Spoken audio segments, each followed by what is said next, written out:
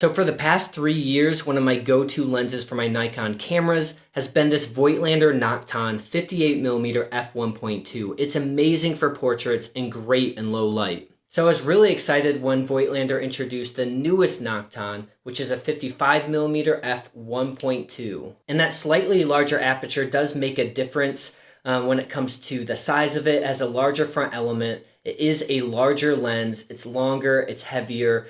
And both of these are very well built. But when it comes to depth of field, they kind of look similar, and that's because the newer version's a 55, despite it being a 1.2 and this one being a 1.4, this one's more telephoto, so the depth of field kind of equals out.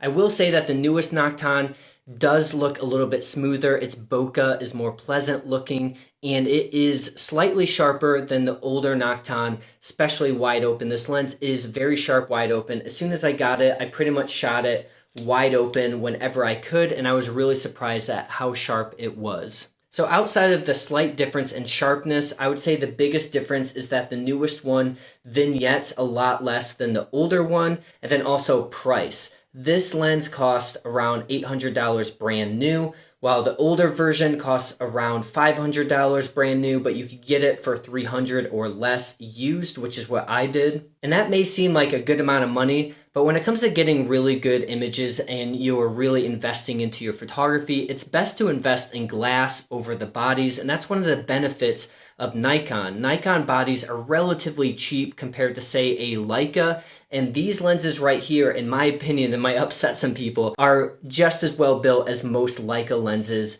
And when it comes to image quality, I've looked at some photos I've taken with the Summilux 51.4, and this lens as well as this lens rival that image quality. I can barely tell a difference. And the other thing to know about these lenses is that they'll mount pretty much any F-mount Nikon. They'll mount the old bayonet because they have the bracket there. They'll mount AIS lenses, and they'll also mount modern day electronic film cameras because they have the CPU hookup. So you can control this lens as well as other Voigtlander lenses by third stops, which is pretty cool.